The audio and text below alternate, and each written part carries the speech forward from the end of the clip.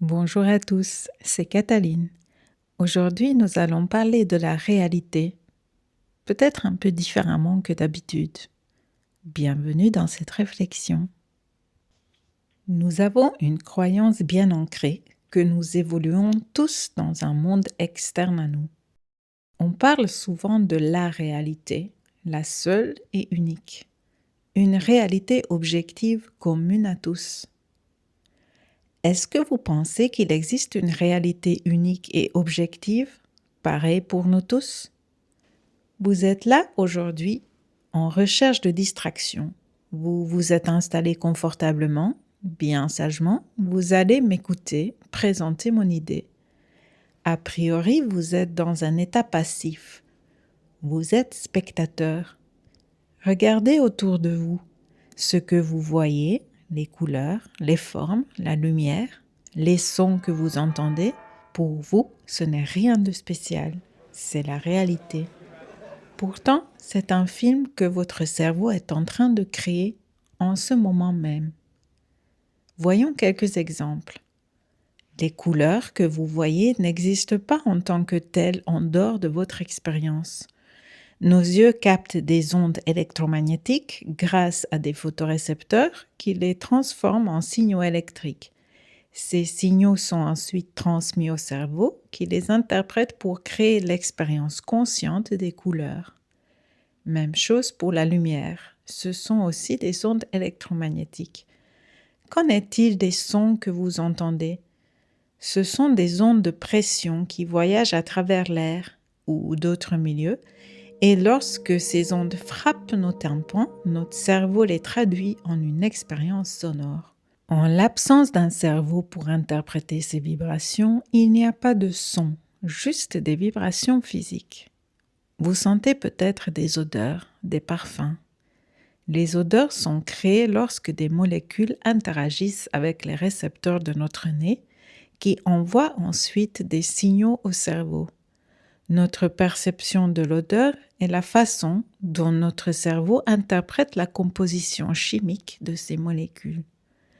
Vous êtes peut-être en train de grignoter quelque chose.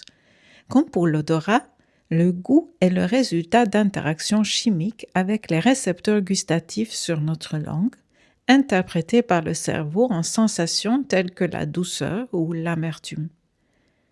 Et comment est la température pour vous?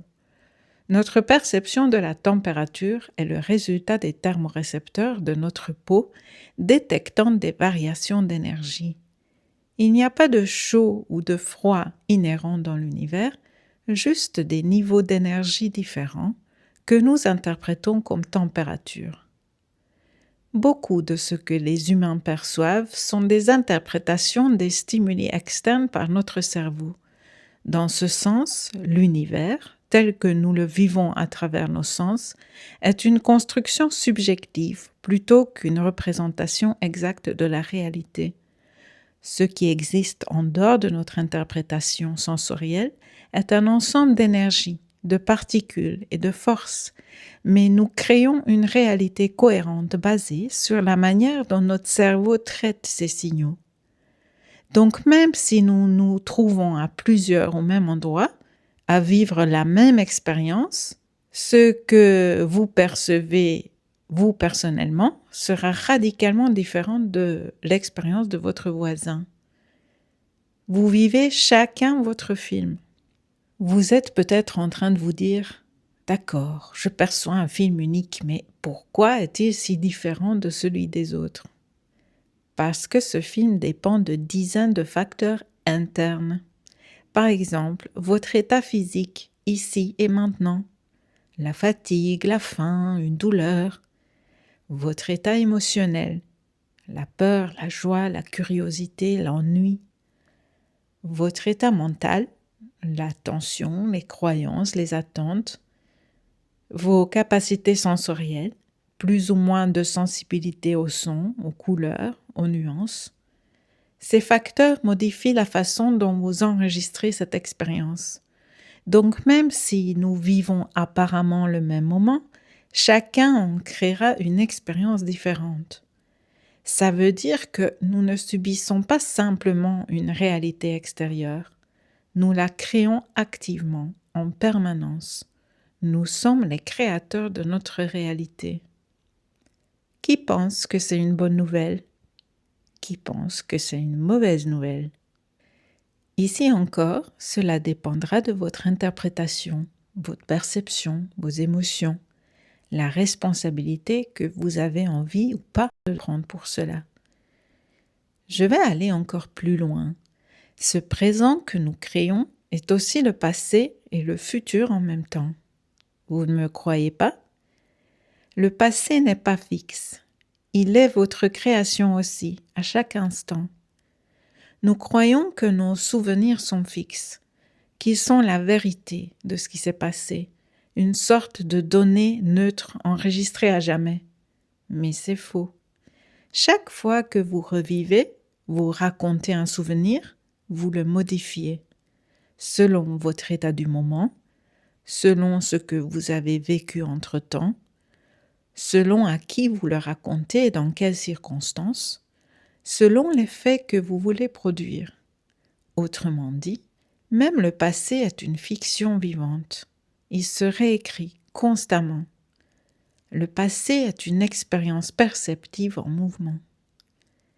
Mais alors, qu'en est-il du futur? Souvent, on croit qu'il n'existe pas encore. C'est le grand inconnu, lointain et mystérieux. Mais en réalité, nous sommes déjà en train de le fabriquer. En ce moment, ici, vous êtes en train de recevoir des idées. Peut-être que quelque chose que je dis résonne, ou peut-être que ça vous agace. Peu importe, ce que vous ressentez maintenant va changer vos choix de demain. Peut-être qu'une certaine manière, vous percevrez votre film autrement. Vous allez devenir un réalisateur un peu différent. Ou vous serez peut-être un peu plus attentif aux histoires des autres. Le futur n'est pas lointain et en dehors de notre contrôle. Il est co-créé dans le présent à travers nos intentions, émotions, projections et imaginaires individuels et collectifs. Peut-être que je donne l'impression que je suis en train de manipuler votre avenir comme si mes mots pouvaient tout changer. Mais en réalité, ce serait bien prétentieux de ma part. Une personne seulement peut changer votre façon de penser, vous-même. Car même si je peux semer quelques graines, c'est vous qui choisissez ce que vous allez laisser germer. Vous êtes les seuls à décider qu'est-ce que vous allez accepter, qu'est-ce que vous allez rejeter, qu'est-ce qui va résonner et qu'est-ce qui ne trouvera pas encore sa place, en tout cas ici, maintenant. Parfois, vous refusez une idée simplement parce qu'elle contredit trop profondément ce que vous croyez être vrai, ou parce qu'elle vient heurter une peur, une expérience passée, une conviction. Et c'est normal.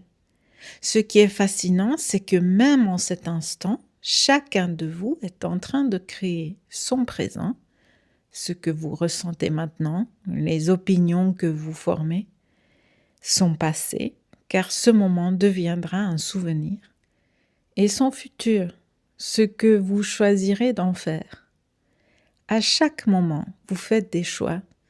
Vos opinions, vos réactions, vos actions, vous les choisissez. Vous n'êtes jamais passif. Vous êtes tous créateurs de votre réalité. Et tous ensemble, nous écrivons notre histoire collective. Parce que chaque choix individuel a des répercussions. Ce que vous pensez, ce que vous exprimez, ce que vous choisissez influence les personnes autour de vous. Et ces personnes en influencent d'autres. Nous sommes interconnectés, pas par la technologie, mais par notre sensibilité, nos émotions, nos récits partagés. Ce qui nous relie vraiment, ce ne sont pas nos opinions, c'est cette capacité à se reconnaître dans l'autre. C'est d'admettre que notre univers n'est pas seulement autour de nous, il est aussi en nous, dans nos cellules, dans notre conscience, dans la manière dont nous ressentons, interprétons et imaginons le monde. Notre réalité commence à l'intérieur de chacun de nous. Et c'est précisément parce qu'elle est intérieure qu'elle ne peut être ni automatisée, ni externalisée. Nous sommes chacun une partie indispensable de cette réalité collective. Alors la première chose à faire, c'est peut-être simplement de nous poser ces questions. Quelle est l'histoire que nous voulons raconter? Quelle direction choisissons-nous de prendre? Et quel rôle désirons-nous y jouer? Parce que l'avenir, notre réalité future, qu'on le veuille ou non, nous sommes déjà en train de l'écrire. Ensemble. À bientôt. Portez-vous bien.